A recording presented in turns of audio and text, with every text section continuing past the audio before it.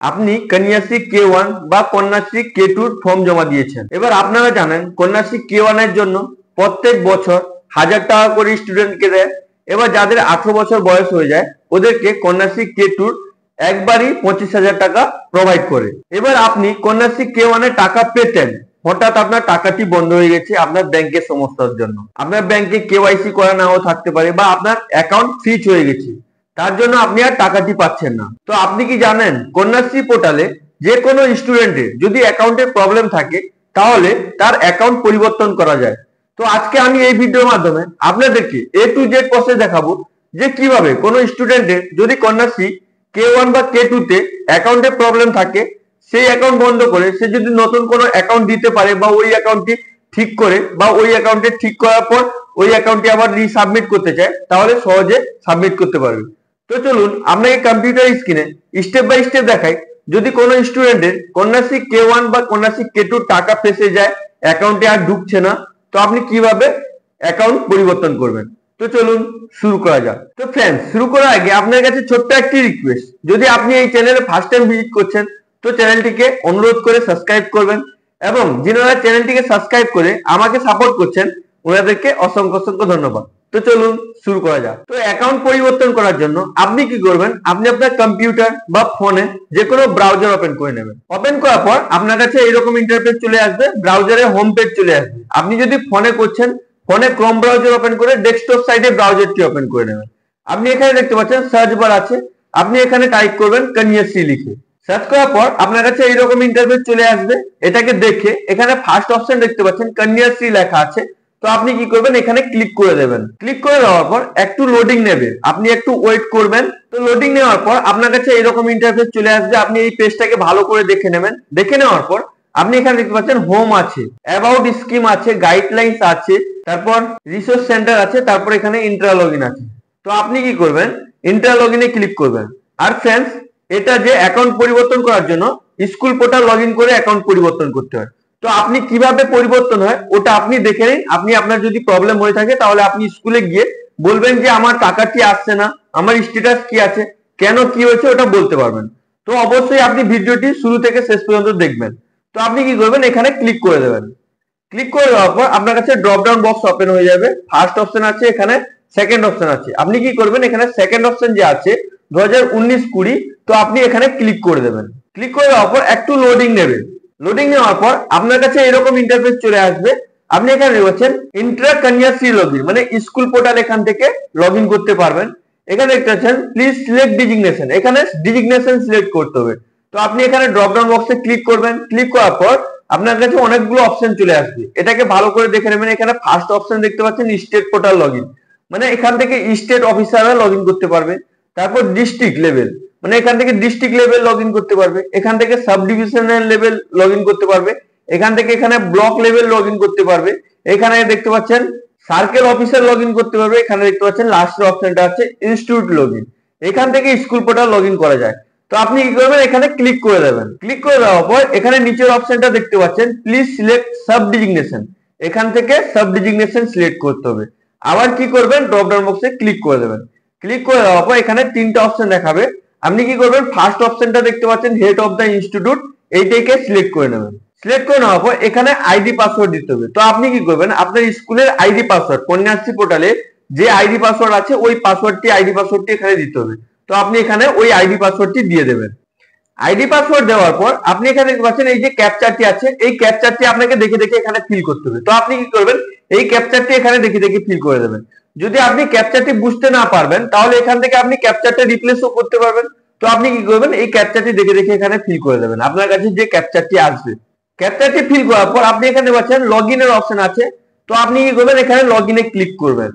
তো লগইনে ক্লিক করার পর আপনার কাছে এরকম ইন্টারফেস চলে আসবে। কন্যাশ্রী পোর্টালে যে ফোন নাম্বারটি লিংক করা আছে ওই ফোনে একটি ওয়ান টাইম পাসওয়ার্ড যাবে, মানে ওটিপি যাবে। এখানে দেখতে পাবেন ওই ওটিপিটি, মানে যে ফোন নাম্বারে ওটিপিটি যাবে ওই মোবাইল নাম্বারের লাস্ট দুটো নাম্বার দেখাবে। তো এটাকে আপনি ভালো করে দেখে নেবেন। দেখে নেওয়ার পর যে ওটিপিটি আসছে ওই ওটিপিটি আপনাকে এখানে ইনপুট করতে হবে। ইনকেস যদি ওটিপি রিসিভ না হয় তাহলে এখানে রিসেন্ট ওটিপি করে আপনি ওটিপি আবার নতুন করে নিতে পারবেন, রিসেট করতে পারবেন। তো আপনার ফোনে যদি ওটিপিটি চলে আসে তাহলে আপনি এখানে ওটিপিটি এন্টার করে দেবেন। তো ওটিপিটি এন্টার করার পর আপনি এটাকে দেখে নেবেন, ভালো করে ওটিপিটি ভেরিফাই করে নেবেন। ভেরিফাই করে নেওয়ার পর এখানে ভেরিফাই ওটিপিতে ক্লিক করবেন। ভেরিফাই ওটিপিতে ক্লিক করার পর আপনার কাছে এরকম ইন্টারফেস চলে আসবে। এটাকে ভালো করে দেখে নেবেন, মানে আপনার স্কুলের অ্যাডমিন পোর্টালটি লগ ইন হয়ে যাবে। মানে আপনি এইখান থেকে যে আপনার স্কুলে যতগুলো স্টুডেন্ট আছে তার কন্যাশ্রী K1 বা কন্যাশ্রী K2 সবকিছুই এখান থেকে এন্ট্রি করতে পারেন। তো এটাকে ভালো করে দেখে এখানে এদিকে অনেকগুলো অপশন দেখতে পাচ্ছেন। এখানে ফার্স্ট অপশন দেখতে পাচ্ছেন অ্যাপ্লিকেশন সার্চ, মানে কোন স্টুডেন্টের যদি আপনি অ্যাপ্লিকেশন সার্চ করতে চান বা ওর স্ট্যাটাস দেখতে চান তাহলে আপনি এখান থেকে স্ট্যাটাস দেখতে পারবেন। তারপর এগুলোকে আপনি ভালো করে দেখে নেবেন। এখানে দেখতে পাচ্ছেন রেনুয়াল আপগ্রেডেশন, কোন স্টুডেন্টের কন্যাশ্রী K2 যদি মানে এলিজিবল হয়ে যায়, 18 বছর হয়ে যায়, তাহলে এখান থেকে ওর রেনুয়ালও করতে পারবেন এবং K2 নতুন ফর্ম এন্ট্রিও করতে পারবেন। এখান থেকে ভিউ অ্যাপ্লিকেশন ডিটেলস, মানে এখান থেকে আপনি অ্যাপ্লিকেশন ডিটেলস দেখতে পারবেন। এখান থেকে রি রেজিস্ট্রেশন করতে পারবেন। এখান থেকে আপনি HOI পেমেন্ট ফেলিয়ার কেস দেখতে পারবেন। তারপর ইস্যু আপনি এখান থেকে ট্র্যাকিং করতে পারবেন।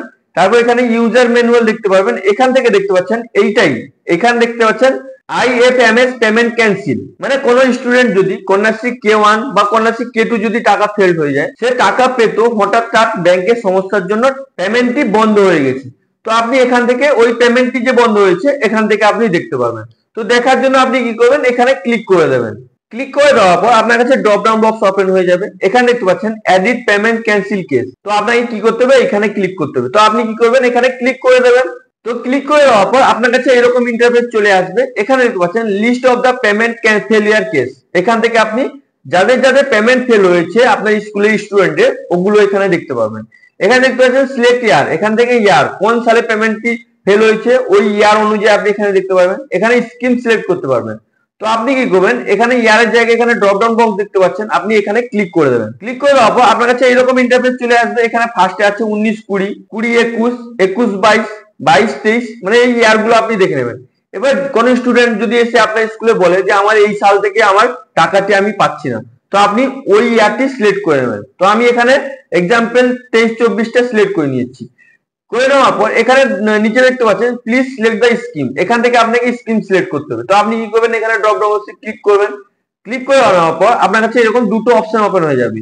অ্যানুয়াল স্কলারশিপ K1, মানে যেটা K1 মানে কন্যাশ্রী K1 এর টাকা যে 1000 টাকা করে দেয়। তারপর ওয়ান টাইম জেনারেট K2, মানে যেটা 25,000 টাকা দেয়। তো আপনি কি করবেন, কোন স্টুডেন্ট যে স্টুডেন্টটি আপনার কাছে এসেছে বা আপনার যদি পেমেন্ট ফেল হয়েছে আপনি যদি স্কুলে গিয়ে বলেন, তাহলে আপনাকে এই প্রসেস গুলো দেখতে হবে। তো আপনি কি করবেন, যেটা ফেল হয়েছে, যদি কন্যাশ্রী K1 এর টাকা আসেনি বা কন্যাশ্রী K2 টাকা আসেনি, তাহলে আপনি স্কুলে গিয়ে এই জিনিসটা বলতে পারবেন। তো আপনি কি করবেন, আপনার অনুযায়ী ওইটা সিলেক্ট করে নেবেন। সিলেক্ট করে নেওয়ার পর আপনি এখানে পাচ্ছেন সাবমিটের অপশন আছে। তো আপনি কি করবেন, এখানে সাবমিটের অপশনে ক্লিক করে নেবেন। আর ফ্রেন্ডস আমি আপনাদেরকে বলে দিই, যদি কোনো স্টুডেন্ট কন্যাশ্রী K1 বা কন্যাশ্রী K2 তে যে ব্যাংক অ্যাকাউন্টটি জমা দিয়েছে, যদি তার ব্যাংক অ্যাকাউন্ট চালু থাকে, সব ঠিক থাকে, তাহলে আপনি মানে ব্যাংক অ্যাকাউন্ট চেঞ্জ করতে পারবেন না। যদি তার পেমেন্ট কেস মানে ফেলিয়ার কেস হয়, পেমেন্ট আসে না, কোন সিস্টেমে প্রবলেম হয়েছে, তাহলে সে পেমেন্টটি মানে পাওয়ার জন্য নতুন ব্যাংক অ্যাকাউন্ট আপডেট করতে পারবে বা ওই অ্যাকাউন্টটি ঠিক করে সে পুনরায় আপডেট করতে পারবে। তো অবশ্যই এই কথাটি আপনি মাথায় রাখবেন। তো এটাকে ভালো করে দেখে এখানে সাবমিটে ক্লিক করে দেবেন। তো সাবমিটে ক্লিক করে দেওয়ার পর একটু লোডিং নেবে। লোডিং নেওয়ার পর আপনার কাছে এরকম ইন্টারফেস চলে আসবে। এবার আপনার স্কুলে যতজন স্টুডেন্টের পেমেন্ট ফেল হয়ে আছে ওগুলোর লিস্ট পুরো এখানে দেখাবে। মানে এখান থেকে আপনি ব্যাংক অ্যাকাউন্টটি চেঞ্জ করতে পারবেন বা আপনি পুনরায় সাবমিট করতে পারবেন। তো আপনি এখানে দেখতে পাচ্ছেন সিরিয়াল নাম্বার দেখাচ্ছে, এখানে সেন্সার অর্ডার নাম্বার দেখাবে, এখানে অ্যাপ্লিকেশন আইডি দেখাবে, এখানে অ্যাপ্লিকেন্ট নেম দেখাবে, মানে যার পেমেন্ট ফেল হয়েছে যাদের যাদের ওদের নাম এখানে দেখাবে। এবার পেমেন্ট ফেলিয়ার রেসপন্স দেখাবে, এখানে এডিটের অপশন দেখতে পাচ্ছেন, এইখান থেকে আপনি এডিট করতে পারবেন। তারপর এখানে আপলোড ডিক্লারেশন অপশন আছে। তো আপনি কি করবেন, এখান থেকে ভালো করে দেখে নেবেন। এবার আপনার যদি পেমেন্ট ফেল হয়েছে, আপনি কন্যাশ্রী K1 বা কন্যাশ্রী K2 টাকা পাচ্ছেন না, তাহলে আপনি এটা ভালো করে দেখবেন। তো পেমেন্ট এডিট করার জন্য মানে ব্যাংকের অ্যাকাউন্ট চেঞ্জ করার জন্য, যদি কোনো স্টুডেন্টের তার ব্যাংক অ্যাকাউন্ট ফ্রিজ হয়ে গেছে বা তার অ্যাকাউন্টে টাকা আসছে না, মানে ব্যাংকের সমস্যার জন্য ব্যাংক অ্যাকাউন্ট চেঞ্জ করতে চায়, তাহলে আপনাকে এখানে ক্লিক করতে হবে। তো যে স্টুডেন্টটি প্রবলেম হয়েছে ওই স্টুডেন্টের নামের জায়গায় এখানে এডিটের অপশন দেখতে পাচ্ছেন, আপনি কি করবেন, এখানে ক্লিক করে দেবেন। ক্লিক করে দেওয়ার পর একটু লোডিং নেবে। লোডিং নেওয়ার পর আপনার কাছে এরকম ইন্টারফেস চলে আসবে। এখানে দেখতে পাচ্ছেন Kanyashree online edit cancel case, মানে এখান থেকে আপনি এডিট করতে পারবেন। এখানে বেসিক ডিটেলস দেখাবে, এখানে বেনিফিশিয়ারি ডিটেলস, এখানে বেসিক ডিটেলস দেখাবে, এখানে অ্যাপ্লিকেশন আইডি দেখাবে, এখানে নাম দেখাবে, এখানে মায়ের নাম দেখাবে, কারেন্ট ব্যাংক অ্যাকাউন্ট ডিটেলস দেখাবে, এখানে ব্যাংকের নাম দেখাবে। তো এটাকে আপনি ভালো করে দেখে হালকা স্ক্রল করে নিচের দিকে চলে আসবেন। আসার পর আপনি এখানে দেখতে পাচ্ছেন ব্যাংক নেম, এখানে ব্যাংক নেম দেখাবে, ব্রাঞ্চ নেম দেখাবে, এখানে অ্যাকাউন্ট নাম্বার দেখাবে, আইএফএসসি কোড দেখাবে, এদিকে এখানে দেখাবে, এখানে নিউ ব্যাংক অ্যাকাউন্ট ডিটেলস, মানে এখান থেকে আপনাকে নতুন ব্যাংক অ্যাকাউন্ট ডিটেলস অ্যাড করতে হবে। এখানে আপনাকে ড্রপ ডাউন বক্সে ক্লিক করে কি ব্যাংক আপনি অ্যাড করতে চান ওই ব্যাংকটি আপনি সিলেক্ট করবেন। যদি কোনো স্টুডেন্টের ফেলড হয়ে যায়, সে যদি নতুন ব্যাংক অ্যাকাউন্ট নিয়ে আসে, তাহলে ওই নতুন ব্যাংক অ্যাকাউন্ট নতুন ব্যাংকের নাম এখানে সিলেক্ট করতে হবে। যদি ওই অ্যাকাউন্টটি রিসাবমিট করতে চায়, তাহলে আপনি ওই অ্যাকাউন্টটি এখানে সিলেক্ট করে নেবেন। তো সিলেক্ট করার জন্য আপনি কি করবেন, এখানে দেখতে পাচ্ছেন ড্রপ ডাউন বক্স আছে, তো আপনি কি করবেন, এখানে ড্রপ ডাউন বক্সে ক্লিক করে দেবেন। ক্লিক করে দেওয়ার পর আপনার কাছে অনেকগুলো ব্যাংক চলে আসবে। এবার ওই স্টুডেন্টটি যে ব্যাংক অ্যাকাউন্ট আছে, আপনাকে এখানে ওই ব্যাংক অ্যাকাউন্টটি সিলেক্ট করতে হবে। তো আপনি কি করবেন, ওই স্টুডেন্টটির যে ব্যাংক অ্যাকাউন্ট আছে ওই অ্যাকাউন্টটি এখান থেকে সিলেক্ট করে নেবেন। সিলেক্ট করে নেওয়ার পর আপনি এখানে দেখতে পাচ্ছেন অ্যাকাউন্ট নাম্বারের দেওয়ার অপশন আছে। এখানে আপনাকে নতুন যে অ্যাকাউন্টটি দিচ্ছেন বা ওই অ্যাকাউন্টটি ঠিক করে যে দিচ্ছেন ওই অ্যাকাউন্ট নাম্বারটি আপনাকে এখানে ইনপুট করতে হবে। তো আপনি কি করবেন, ব্যাংকের পাসবই দেখে ভালো করে আপনি এখানে অ্যাকাউন্ট নাম্বার ইনপুট করে দেবেন।